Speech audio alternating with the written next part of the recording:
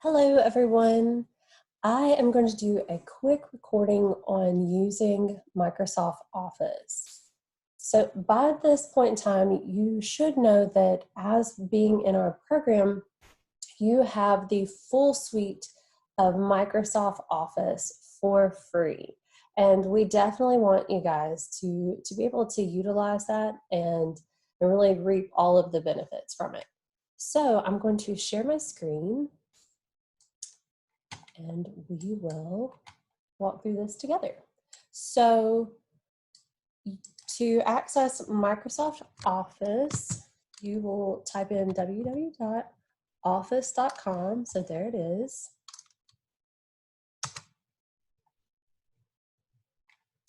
And since I have already signed in before, it auto generates for me. But for you guys, what you will use is your Delta State assigned ID and password.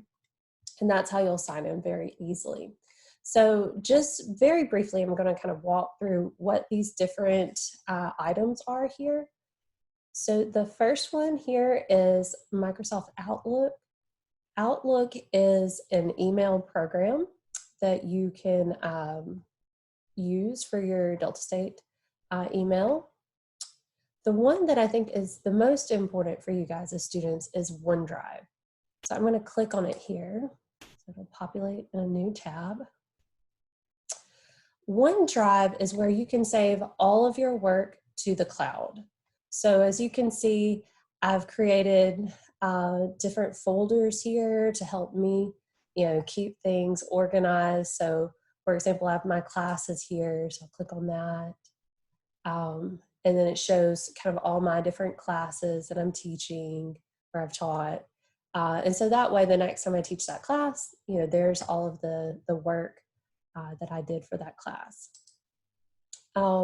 If you don't create folders, it'll just pop up below as just different files. For you guys, since you have to create a capstone paper at the end of the program, we really would like to encourage you to create folders just so that it helps you to really remain organized throughout the program. And then it won't be so difficult for you whenever you do have to start composing the capstone paper to find information from all the work that you've done previously. Okay, so that's OneDrive. You can also, right here in office.com, start work on Microsoft Word. So let's see. One thing that I want to show you here, across the top, you can see that there's very minimal editing tools. And so you might not want to use this to write full papers. However, what you can do is you can select this button here to say open in the desktop app, and then it'll open just like old Microsoft Word used to open on your computer, and you'll be able to work on it there. One thing that's important to remember whenever you do start working on it in your computer, and I'll open it to show you. It opened in another screen. There we go. Is make sure that you have saved as into the Microsoft OneDrive document. If you have not saved it to OneDrive, you can lose your work. So just make sure that you know where you're saving your documents to. And definitely make sure to save before you just kind of close the computer. Now that said, if you work inside of MicrosoftOffice.com, it will auto save. As you're working on it, it'll just continuously save. So it's a little uncomfortable for a lot of people that aren't used to that to trust that it is saving. As you can see, there is no save button over here. That's because it's just saving it for you. Okay, so I want to go back to our Microsoft Office 365. It's making me sign in again. So you also have Excel. if you need to make any kind of spreadsheets. Here is Microsoft PowerPoint. This one I will click on. And I'm going to give you guys my best tip here.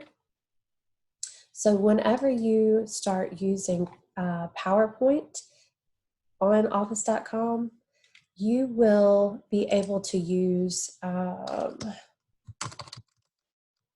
very cool tool inside of this program. All right, and so I don't know if y'all are following my mouse here, but you can click on Designer. And what it will do as you're creating your PowerPoints, it will give you suggestions on how to make your PowerPoint look even more professional.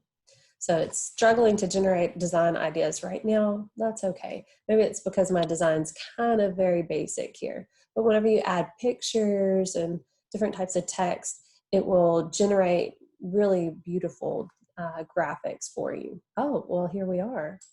That is much better than my current piece right now.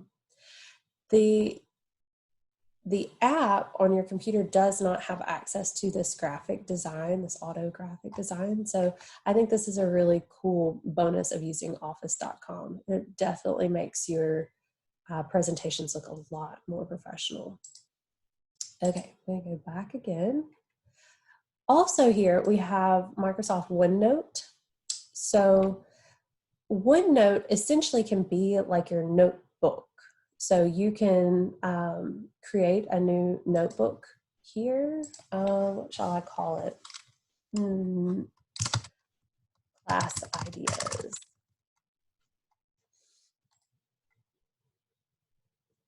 So you can have a notebook for each class, which is kind of cool.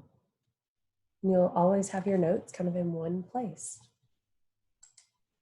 All right, so how you kind of start with your notebook is you'll just click down here at the bottom.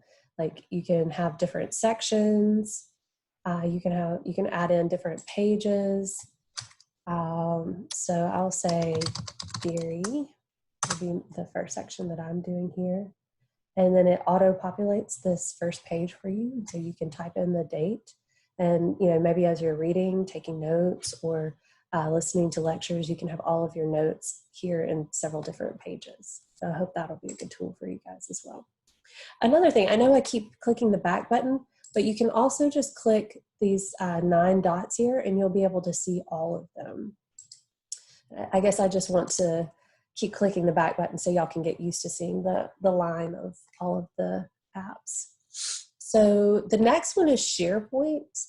I'm not going to click on it just because I do have SharePoint groups with other faculty members and with my college, and I don't want anything kind of personal popping up that anybody might have shared.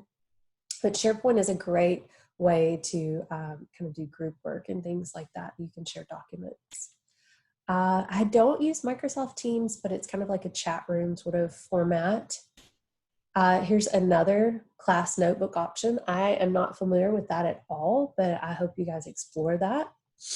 And then there is Microsoft Sway. So Sway is like PowerPoint, except for instead of it being kind of like a traditional slideshow, it will be almost kind of more like a social media platform, and you can just keep scrolling down. And it once again, it has that access to a graphic designer, so to speak, auto graphic design, and it will just make your presentation look beautiful. Let's see. I was going to see if it has, oh, here's one of my sways. So click play so y'all can see it. So while I love art, I did not necessarily create all of this. Sway did a lot of it for me. So just kind of clicking around and playing with it, I learned a lot about how to use Sway. So I mean, you can create like flashcards in it. You can add in videos and pictures. So it's a really cool program. So I hope you guys will enjoy Sway as well.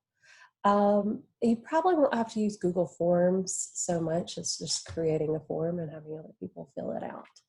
So that is pretty much my spiel for, oh wait, one more important thing. I'll share my screen again. So if you do not already have Microsoft on your computer, you can click here where it says Install Office to install all of these apps onto your computer. So you'll be able to access these apps even if you're offline. So I hope that's a really helpful tip. Please use office.com and please definitely save to the cloud. It's heartbreaking for us as faculty whenever students have had computer crashes or power outages and they lost their work. Office.com helps prevent all of that if you continue to save to OneDrive and to the cloud. So I hope this helps. Thank you guys for watching the video.